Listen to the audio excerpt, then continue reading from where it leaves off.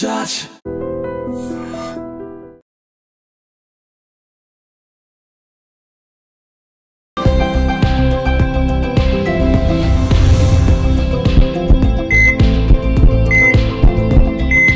నమస్తే, welcome to healthy conversations with IT media. నేను మీ Jhansi. So ఈరోజు మనతో ఉన్నారు డాక్టర్ దిలీప్ గారు, ఎక్స్పర్ట్ ఇన్ ఆయుర్వేద, ఆక్యుపంచర్, అలాగే న్యాచురల్ సైన్సెస్.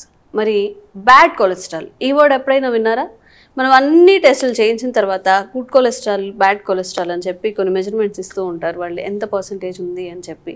మరి బ్యాడ్ కొలెస్ట్రాల్ మన బాడీలో ఉన్నప్పుడు సమ్ బీపీ రిలేటెడ్ ఇష్యూస్ కూడా, మరి ఈ రెండింటికి ఏదైనా సంబంధం ఉందా? దీని గురించి మాట్లాడదాము. నమస్తే అండి. నమస్తే. సో బీపీ ఉన్న వాళ్ళకి బ్యాడ్ కొలెస్ట్రాల్ ఉంటుందా? బ్యాడ్ కొలెస్ట్రాల్ ఉన్న వాళ్ళకి బీపీ వస్తుందా? చాలా మందికి ఈ డౌట్ ఉంటుంది. అసలు బ్యాడ్ కొలెస్ట్రాల్ అంటే ఏంటి, ఏం తినడం వల్ల వస్తుంది? Good question. ఇప్పటి వరకు ఎవరు అడగలేదు ఇలాంటి క్వశ్చన్. ఓకే, అంటే బీపీకి కొలెస్ట్రాల్కి అసలు ఏంటి సంబంధం? కొంతమందికి బీపీ ఉంటుంది, కొలెస్ట్రాల్ ఉండదు. కొంతమందికి కొలెస్ట్రాల్ ఉండి బీపీ ఉండదు. రూట్ కాస్ ఏంది? మరి రూట్ కాస్ ఏం చెప్తుంది? కొలెస్ట్రాల్కి అయినా ట్యాబ్లెట్ వేసుకోవాలి, బీపీ ఉన్న ట్యాబ్లెట్ వేసుకోవాలి. రెండు ఉంటే 2 ట్యాబ్లెట్లు వేసుకోవాలి. అంటే ఇప్పుడున్న మోడర్న్ సిస్టంలో అలాగే జరుగుతుంది. కానీ ఆయుర్వేదంలో అలా లేదు. బీపీ అనేది ఒక సిమ్టమ్ మాత్రమే. గత వీడియోలో నేను చాలాసార్లు చెప్పాను. నేను బీపీ అనేది ఒక ప్రాసెస్ పేరు, డిసీజ్ పేరు కాదు. నోట్ చేసి పెట్టుకోండి మైండ్లో. ఏంటి బీపీ అంటే? Blood pressure. హార్ట్ ఏం చేస్తుంది? అన్ని ఆర్గాన్స్కి, టిష్యూస్కి, సెల్స్కి బ్లడ్ని సప్లై చేయడం. లివర్ బాగాలేదు, హార్ట్ ఏం చేస్తుంది? లివర్కు కొంచెం బాగాలేదు కాబట్టి కొంచెం ఎక్కువ ఫోర్స్గా పంపిస్తుంది. బ్లడ్ని ఫోర్స్గా పంపిస్తుంది. ఆ ఫోర్స్ని బ్లడ్ ప్రెషర్, ప్రెషర్కి పంపించడం బ్లడ్ ప్రెషర్. బీపీ అంటే ఇంతే. కానీ కొలెస్ట్రాల్ డేంజర్. బీపీ కన్నా కొలెస్ట్రాలే డేంజర్.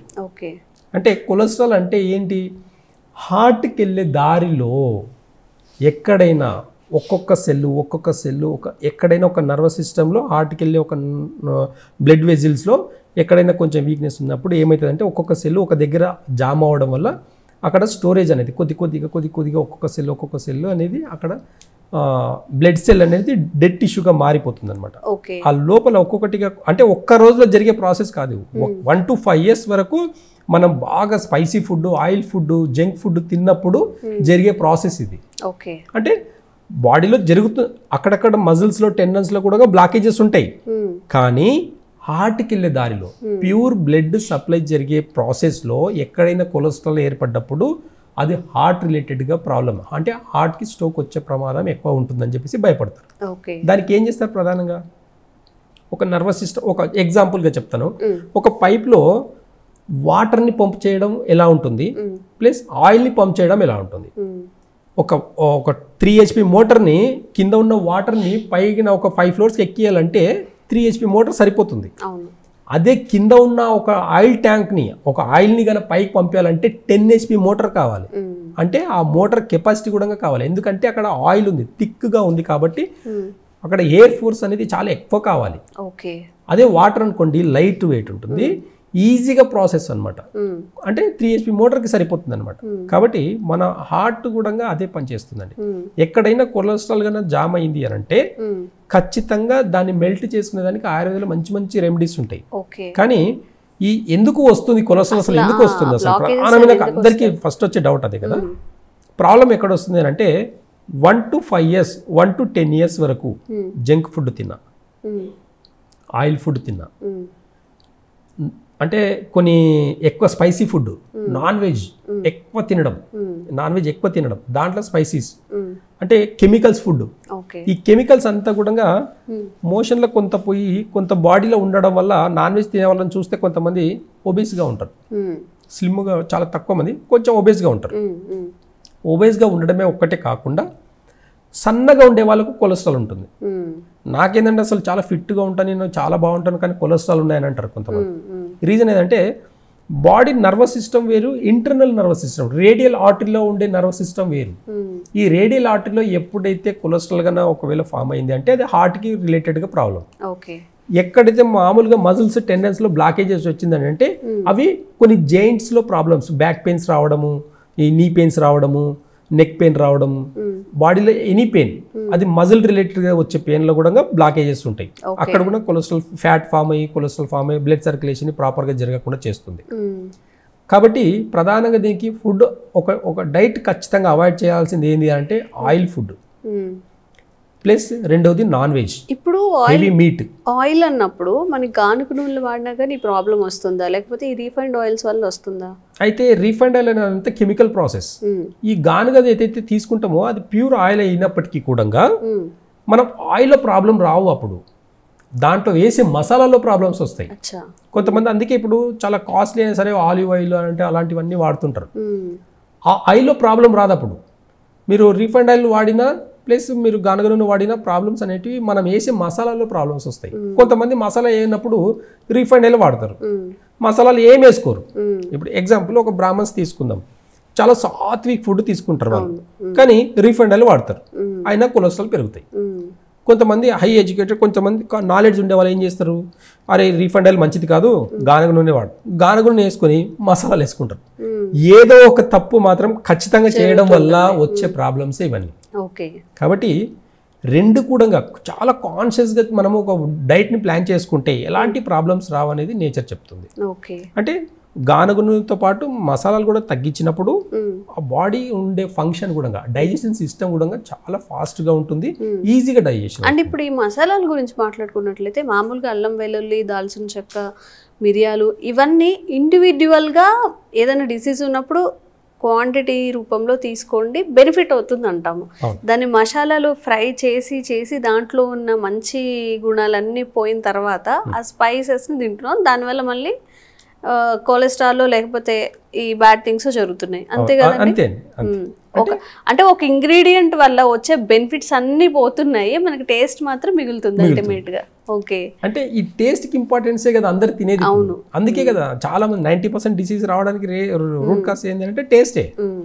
కాబట్టి ఒకప్పుడు చూడండి చికెన్ తినేవాళ్ళు ఎలా అంటే ఓన్లీ పెద్దగా మసాలాలు ఉండేవి కావు, జస్ట్ ఒక ఎనర్జీకి మంచిగా కుక్ చేసుకొని తినేది. ఇప్పుడు చాలా మట్టుకు చూస్తే మీరు కలర్ ఫుడ్ వేస్తున్నారు, ఫుడ్ కలర్ వేస్తున్నారు, అది ఎంత పాయిజన్ తెలుసా అండి. అది అసలు డైజెషన్ అవ్వదు. క్రీమ్స్ వేస్తారు కొన్ని, అసలు డైజెషన్ అవ్వవు. అజినోమోటో సాల్ట్, అదైతే ఇంకా పాయిజన్. అంటే టేస్ట్ సాల్ట్ అంతే, టేస్ట్ కోసం వేసే సాల్ట్ లో మనం టేస్టే చూస్తున్నాం కదా, దానివల్ల వచ్చే ప్రమాదాన్ని మనం చూడట్లేదు. ఇప్పటికీ కొంతమందికి అవేర్నెస్ వచ్చేసి పింక్ సాల్ట్ వాడడం మొదలు పెట్టారు, కానీ లేకపోతే ఒకవేళ టేబుల్ సాల్ట్ కన్నా వైట్ సాల్ట్ కన్నా వాడే వాళ్ళు ఇంకా ఉంటే దయచేసి ఆపండి ఇప్పుడు. ఎందుకంటే దానివల్ల వచ్చే ప్రమాదాలని జస్ట్ ఒక 30 years ఫోకస్ చేసి చూడండి. 30 yearsలో ఏ డిసీజ్ వచ్చినాయి, ఎందుకు వచ్చినాయి అని దాంట్లో ప్రధానంగా తీసుకుంటే వైట్ సాల్టే. అయోడిన్ సాల్ట్ అని చెప్పేసి అయోడిన్ ప్రాబ్లమ్స్ వస్తాయని చెప్పేసి, మరి అంతకుముందు అయోడిన్ ప్రాబ్లమ్స్ లేవండి? నాకు అర్థం కాదు. 30-40 years బ్యాక్ అయోడిన్ ప్రాబ్లమ్స్ లేవా? అప్పుడు దొడ్డుపు మాత్రమే ఉండింది. మరి అప్పుడు ఎలాంటి ప్రాబ్లమ్స్ లేవు. ఎప్పుడైతే ఈ సన్నుప్పు వచ్చిందో అప్పటి నుంచి థైరాయిడ్స్ పెరిగినాయి. లెక్క చేసుకోండి మీరు. 30 years బ్యాక్ వెళ్ళండి, 30 years బ్యాక్ థైరాయిడ్స్కి ఎంతమంది ఉన్నాయి, ఈ 30 years తర్వాత ఎంతమందికి థైరాయిడ్స్ వచ్చాయని చూడండి. 30-40 years బ్యాక్ షుగర్ ఎంతమందికి ఉండింది, ఇప్పుడు షుగర్ లెవెల్ ఎంతమందికి ఉంది చూడండి ఒకసారి. అంటే మనం ఏం తింటున్నాం అనేది అవగాహన లేకుండా తింటున్నాం. చిన్న మార్పులే కదా, సాల్ట్ కల్లుపు బదులు సాల్ట్ రీప్లేస్ చేసాము, దాని వల్ల మనకి 10 రూపాయల ప్యాకెటే. 10 రూపాయల ప్యాకెట్ వల్ల కూడా మనము చాలా తక్కువ కోసం తీసుకొని వేసుకుంటున్నాం, కానీ దానివల్ల వచ్చే ప్రాబ్లమ్స్ని మనము ఐడెంటిఫై చేయలేకపోతున్నాం. కాబట్టి బ్యాడ్ కొలెస్ట్రాల్కి సాల్ట్, మసాలాలు, ఆయిల్ ఇవి అన్నీ చాలా ప్రధానంగా అని చెప్పేసి చెప్తుంది. అయితే వీటన్నిటి నుంచి కూడా తగ్గించుకునే దానికి చాలా మంచి మంచి ఆప్షన్స్ ఉన్నాయి. ఇప్పుడు ఎగ్జాంపుల్గా ఆయిలే తీసుకుందాం. ఆయిల్ వచ్చేసి ఇప్పుడు మనము ఏదో రీఫైండ్ ఆయిల్ వాడుకున్నాము, ఆ రీఫైండ్ ఆయిల్తో పాటు ఒక కుకింగ్ నాన్ వెజ్ కుకింగ్ చేస్తున్నాము, దాంట్లో వంటామదం కూడా ఒక 2 స్పూన్లు వేసేసి వంట చేసుకోండి. ఆ వంటామదం యొక్క బెనిఫిట్ అసలు ఇప్పటి వరకు చాలా మందికి తెలియదండి. అందరికీ ఆముదం అనేది తెలుసు, కానీ వంటాముదం వేరు ఆముదం వేరు అనేది అసలు చాలా మందికి తెలియదు. వంటాముదం అంటే మోషన్స్ అవుతాయి అంటారు కదా. మోషన్స్ ఇప్పుడు మనము అదే కదండి, కాన్షియస్ గా ఏం చేస్తున్నాం మనం, అసలు తినడం ఒక్కటే నేర్చుకున్నాం. ఫ్రీగా మోషన్ పోయేదాని గురించి ఎవరైనా ఆలోచన చేస్తున్నారా? చేయట్లేదు. మెయిన్ డిసీజ్ రావడానికి రూట్ కాస్ అదే అండి. ఎప్పుడైతే మనం తింటున్నామో, ఇప్పుడు ఎగ్జాంపుల్ ఒక 5 liters వాటర్ తాగేసి మూత్రం పోకుండా ఉంటే ఏమవుతుందండి? బ్లాడర్స్ దెబ్బతింటాయి. హెవీగా డైట్ తిన్నాము, ఫ్రీగా మోషన్కి వెళ్ళకపోతే ఏమవుతుంది? ఇంటెస్టిన్ మొత్తం బాడీ హీట్ ఎక్కిపోతుంది. బాడీ వన్స్ ఒక్కసారి హీట్ ఎక్కిందంటే నర్వస్ సిస్టమ్ దెబ్బతింటుంది, బ్రెయిన్కి ఎక్కువ ఆక్సిజన్ వెళ్ళిపోయి బ్రెయిన్లో బ్లడ్ అనేది ఇట్లా రక్తనాలు ఇట్లా చిట్లిపోతాయండి. అసలు బాగా అబ్జర్వ్ చేస్తే బాడీ ఓవర్ హీట్ ఉండే వాళ్ళకి మాత్రమే బ్రెయిన్ ఇష్యూస్ వచ్చే వాళ్ళకి ఎక్కువ అవకాశాలు ఉంటాయండి. చాలా మందికి తెలియదు ఇది. కాబట్టి కొలెస్ట్రాల్కి ఇప్పుడు ఫామ్ అవుతుంది అంటే బాడీ హీట్ అయినట్టే. అక్కడ బాడీ హీట్ ఎక్కేసి సెల్స్ అనేటివి చచ్చిపోతాయి. అక్కడ కొన్ని రక్తనాలు అనేవి చనిపోతాయి. ఆ చనిపోవడం వల్లనే అవన్నీ ఒక దగ్గర స్టోర్ అవ్వడం వల్ల దాన్ని కొలెస్ట్రాల్ అంటాం. ఓకే. కాబట్టి వంటాందంని వాడకంలో తీసుకురండి. మళ్ళీ మీరు ఎంత కెమికల్ ఫుడ్ తిన్నా దాంట్లో కొంచెం అంటే ఇప్పుడు తిన్నాం, ఒక బయటికి వెళ్ళేసి ఒక బిర్యానీ తిన్నాం అనుకోండి, మంచి నాన్ వెజ్ ఏదైనా తిన్నాం, వెజిటేరియన్ ఏదో మసాలా ఫుడ్ తిన్నాం, ఇంకేదో ఆయిల్ ఫుడ్ తిన్నాం, ఫ్రై తిన్నాం, ఇంటికి వెళ్ళేసి జస్ట్ వంటాందం ఒక స్పూన్ ఒక గ్లాస్ వామ్ వాటర్లో కలుపుకొని తాగి పడుకోండి. నైట్ మార్నింగ్ తిన్నారు, ఆఫ్టర్నూన్ తిన్నారు, నైట్ ఈవినింగ్ తిన్నారు. ఇవన్నీ ఫుడ్ ఏది తిన్నా, డే అంతా ఏది తిన్నా, నైట్ వచ్చేసి ఒక ఆమ్దం ఒక గ్లాస్ వాటర్లో వేసుకొని తాగి చూడండి. మోషన్స్ అవ్వాలి. మరి తినేది ఒక్కటే కదా, ఆలోచన చేయకూడదు. మోషన్కి వెళ్ళేది కూడా ఆలోచన చేయాలి కదా, ఫ్రీగా మోషన్ అవ్వడం కూడా అలవాటు కావాలి కదా. అది అవ్వకపోవడం వల్లనే బాడీలో చాలా మట్టుకు ఫ్యాట్ డిపాజిట్స్ అయిపోయి ప్రాబ్లమ్స్ ఎక్కువ అవుతున్నాయి. కాబట్టి ప్రధానంగా ఈ కారణాలకు అంటే ఈ కొలెస్ట్రాల్కి బీపీ ఉన్నా లేకపోతే కొలెస్ట్రాల్ ఉన్నా రెండు ఒకేలాగా ట్రీట్ చేస్తుంది. ఈ రెండింటికి మెయిన్ ప్రధానంగా ఇంటర్నల్ ఆర్గన్స్ కూడా లివర్ దెబ్బతీయడం జరుగుతుంది. కాబట్టి లివర్ కి కొన్ని ఆయుర్వేదాల మంచి మెడిసిన్స్ ఉన్నాయి. అలాంటి మెడిసిన్స్ ఇవ్వడం వల్ల లివర్ అనేది బ్యాలెన్స్ అయ్యడం కాకుండా డైజెషన్ సిస్టమ్ ని కూడా ఇంప్రూవ్ చేసుకుంటుంది. ఎంత హెవీ డైట్ తిన్నా సరే డైజెషన్ సిస్టమ్ ని ఇంప్రూవ్ చేసుకోవాలి. కాబట్టి కొన్ని ఆయుర్వేద మెడిసిన్స్ వల్ల ఈ కొలెస్ట్రాల్ ని కూడా పర్మనెంట్ గా తగ్గించుకునే అవకాశాలు ఉన్నాయన్నమాట. ఓకే. సో మీ ఆహారపు అలవాట్లు మార్చుకొని కాస్త మసాలాలు తగ్గించేసి, నూనెలు తగ్గించేసి కొంచెం సాత్వికంగా తినడానికి ట్రై చేయండి. ఎందుకంటే ఇప్పుడు బాగానే ఉంటుంది. సార్ చెప్పినట్టు 1 ఇయర్లోనూ 1 మంత్లోనూ వచ్చేది కాదు. మీరు లాంగ్ టర్మ్ మీ పిల్లలకి ఏం పెడుతున్నారు, మీరేం తింటున్నారు, ఒక 5-10 ఏళ్ల తర్వాత మీ హెల్త్ ఎంత ఎఫెక్ట్ అవుతుందో ఒకసారి ఆలోచించుకొని ప్రతిరోజు ఆ ఆయిల్ వేసేప్పుడు, ఆ మసాలాలు వేసేటప్పుడు కాషియస్గా ఉండండి. థ్యాంక్ యూ సో మచ్ అండి. Sir, one life lesson what medicine has taught you. Whatever you can do without expecting. But I really believe మన పాజిటివ్ యాటిట్యూడ్ ఉంటేనే మనం ఏదైనా సాధించగలం. గట్ ని మనం కరెక్ట్ గా డీల్ చేసినట్లయితే అది మనకి పాజిటివ్ హార్మోన్స్ ని రిలీజ్ చేస్తుంది. షుగర్ వచ్చిన వాళ్ళ పరిస్థితి ఏంటి? పొట్ట దగ్గర పెరిగితే దాన్ని ఆండ్రాయిడ్ అంటారు, ఆండ్రాయిడ్ ఫోన్ కదా. అసలు థాట్స్ ఎందుకు వస్తాయి? బ్రెయిన్ డెడ్ అంటే దానికి ప్రపంచం అంతా కూడా కొన్ని నిర్దిష్టమైనటువంటి లక్షణాలు. మానసికంగా ధైర్యంగా ఉంటే క్యాన్సర్ జయించవచ్చు. You are a doctor for a cause, sir. అంతే. వాళ్ళకి వచ్చిన ఆదాయం కాకుండా ఫ్రీ సర్వీస్ ఎంతమందికో చేస్తారు.